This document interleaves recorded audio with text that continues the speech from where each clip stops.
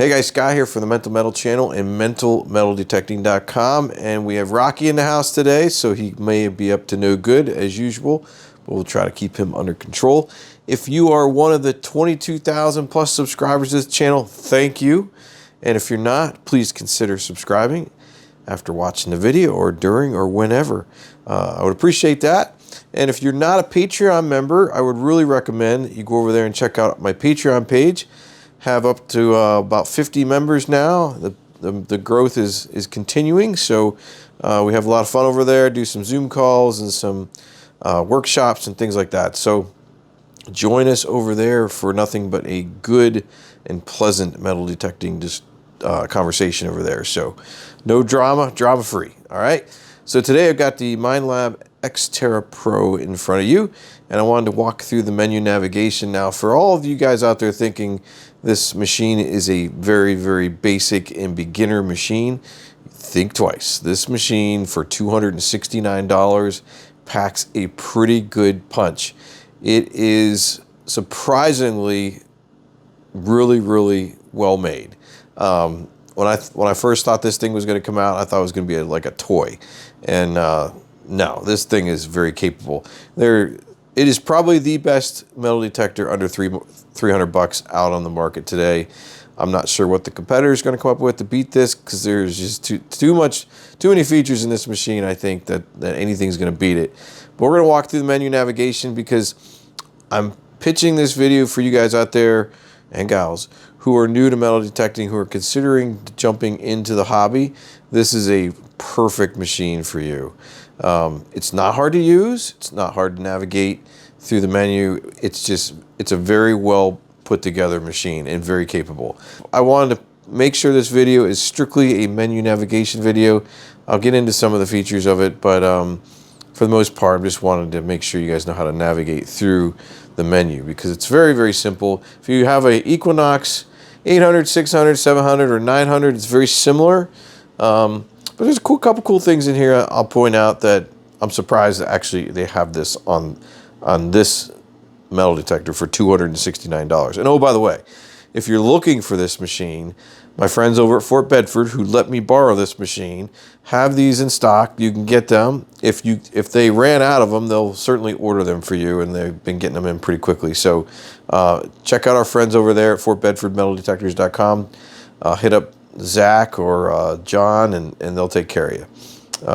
They're just a great company, and appreciate you giving them a chance to earn your business. All right, let's get into the menu. So right now I have the X-Terra powered on, and you see the beautiful red background. That, my friends, is worth every penny. It's a running joke I have with the 900. I love that. That red background backlight is I just love it. I don't know why, I just do. And everybody makes fun of me because that's my biggest pitch for it. And so what we're going to do today, we're going to just walk through here. So this is your main screen on the bottom, and I have gloves on because every time I don't wear gloves, the focus gets all whacked out. So for some reason when I wear this glove, it does stay in focus, so thank goodness. At the bottom row here, you have your search programs. If you're familiar with the Equinox, it's very similar. So basically, to scroll through the search modes, you just basically hit this coil button here, coil looking button. So right now we're in Park 1. That's going to put you in Park 2, Field 1, Field 2, and Beach 1 and Beach 2. Now, you notice the frequencies are changing, right? This is not a simultaneous multi-frequency or multi-Q machine. This is a single machine, single VLF machine. So basically in Park 1, you're in 10 kilohertz. Park 2, you're in 15.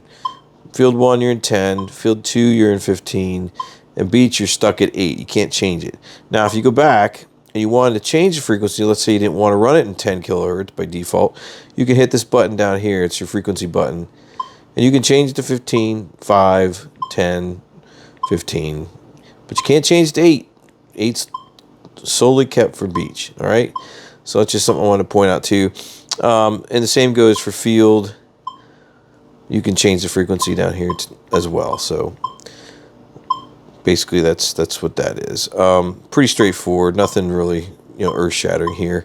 A couple things off the bat, at the very beginning, before you do anything with the menu, if you do the plus and minus, that changes your sensitivity. So right now I'm at 13, and I'm at 20. I'm still not hearing any EMI. At 21, maybe a little bit. Starting to hear a little bit. 22. Starting to hear a little bit more. So you can go all the way up to 25. At 25, I'm going to hit EMI in my garage here. So but we're going to bump this back down. So we don't want to listen to that stuff. So I have mine set at 15 right now. So, and let's see here. All metal mode, it still exists for, it's same as the Equinox. So up here at the top, you have a top bar here that is showing you what is actually notched out, what is actually allowed to be heard. If you see any of these boxes that are open, that there's nothing there, those are actually notched out and you will not hear those. But for instance, if you wanted to hear everything, all metal mode, you hit the horseshoe and watch these boxes at the top that are notched out. If you hit that, they actually will, you hit that button, that will actually fill them in. And so now you're in all metal mode. Now, you can change the accept reject to knock some of these out or leave some of these in. Just keep in mind, when you go across this bar, each one of these bars represents 4 tone ID segments. So I'll get into that in a minute when we get to the accept reject. All right, so let's see, anything else I need to show you? Oh, on the sidebar here, there is a brightness backlit button. So you have a backlit, 3 options. You have, I think it's off or very light, off, and then red. There's really not much of a choice here. So you're stuck with red pretty much because the other one really doesn't do much. Now, if you hold in the button over here, that actually, if you hear a beep, turns on your flashlight. I don't know if you can see that or not. You do have a flashlight. So to turn that off, you just hold in the backlight button again, turns it off. And you do have a vibrate feature that I'll go into here in a minute. You can actually make the handle vibrate. So that's really it for the main screen. Here is your wireless button up here. So if you have a pair of ML85s like I do with the Equinox 900, they'll pair with this. I believe the 105s will also pair with this. So that's pretty cool. Any coil that you have for the Equinox will work with the X-Terra, including the Coiltech coils. So that's really, really super cool.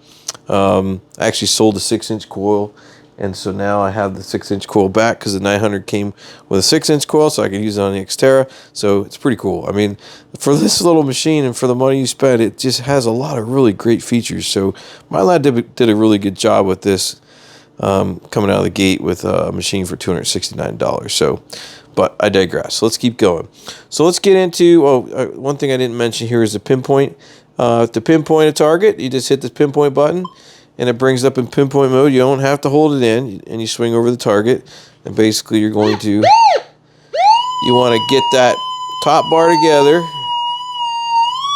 like that, and that lets you know you're right over the target. So pretty self-explanatory. And then to get out of it, just hit the pinpoint button again. And you're out. All right. So let's get into the menu, the gear, the cog, right? So this is your main settings button. If you click this, puts you in a menu down below. This is going to be your noise cancel like it is on the Equinox. And to enable that or to enact that noise cancel feature, you hit the check mark and it runs through its noise cancel and it'll pick the cleanest channel. In this case, it's channel 1. And so now we're noise canceled and off we go. Keep going, hit the gear button again, puts you into ground balance mode. This is where you would actually ground balance the machine if you were outside by pumping the coil. We don't need to do that in here. This is going to be your volume. So right now we are setting at volume of 25. You can lower this. 25 is the highest. If you want to turn it all the way down to where you can barely hear it, to 0. I don't know why you would do that, but that's what you can do. I like to keep mine at 25, and if you hold in the button, it'll scroll pretty fast for you. All right, so 25 in-house here so we can hear what's going on. Now, there is an advanced feature to this. If you hold down the gear button again when you're in the volume menu, hold it down. This puts you into your iron volume. Now I'm in 5-tone program right now, or 5 tones. I've had 5 tones selected, so I have 5 bins up here. Your first bin is your iron bin, all right? So basically my iron volume right now is set to 12, but I can change that and raise it up to 25, so the iron signals will sound really loud as well as the high conductors. I don't typically like that, so I always like drop it down a little bit to like 15 or whatever it was. By default, it is lower in volume than the high conductor bins are, so this gives you a little bit of flexibility to control that to make it as loud as 25 like the other ones are, or it's up to you. You cannot change the rest of these. You're only able to change the iron bin. All right. So this took me a while to figure out. I thought I could control the volumes for each of the bins, but you really can't. You can it's only giving you the option to change the iron volume with the advanced setting. Okay. And to get out of the advanced setting, you just hit the button, hold the button in, it puts you back out into your volume. And then you can just keep scrolling through the menu. So the next one is your threshold. You can run a threshold. I have mine set at 2. You can run it all the way up to 25 if you want, which I don't know why you would want that, but I like to have a little bit of hum going on. I was never a threshold guy until just recently, and I'm really finding that when you're out in the field and you're not hearing a lot of stuff, at least you know the machine's still working. So I have a threshold going. So that keeps me a little bit sane, making sure that everything I think is working, it should be working. But that's really not really a reason why you run threshold. There's some different ways and theories on what a threshold will do for you. But it's up to you to run it. But you have that option if you want. Let's move on down the line here. So this is going to be your tones. So basically, I'm set up for tones, or 5 tones. You can change this to 1 tone, 2 tones, 5 tones, all tones, or depth.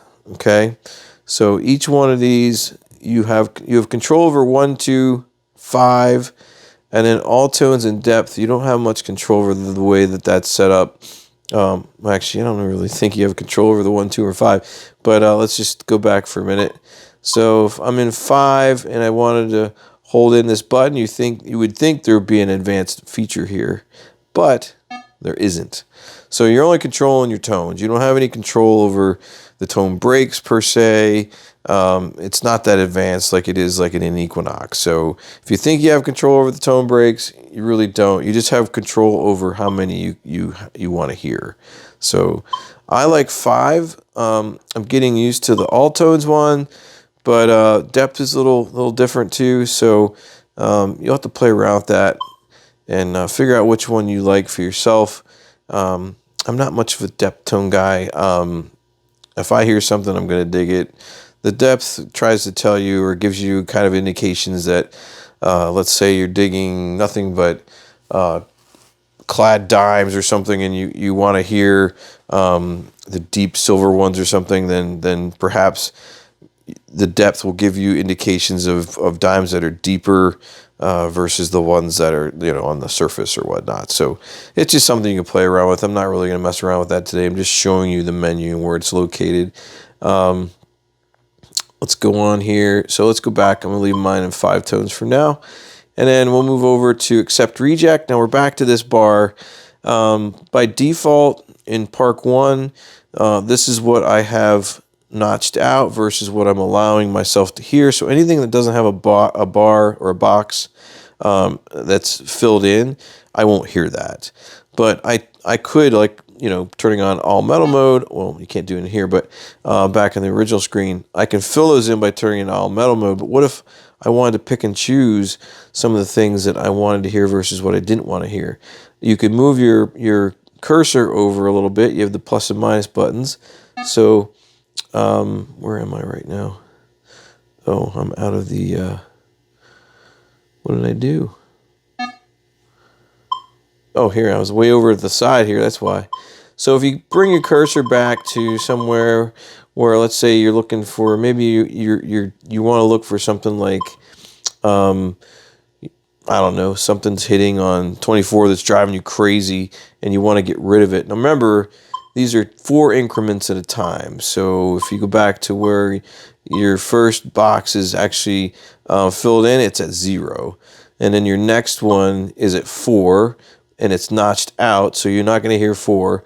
And then the next one from 4 to 8 is accepted. But if I didn't want to hear that, I could just hit the accept button to reject it, because I'm going to remove that box now.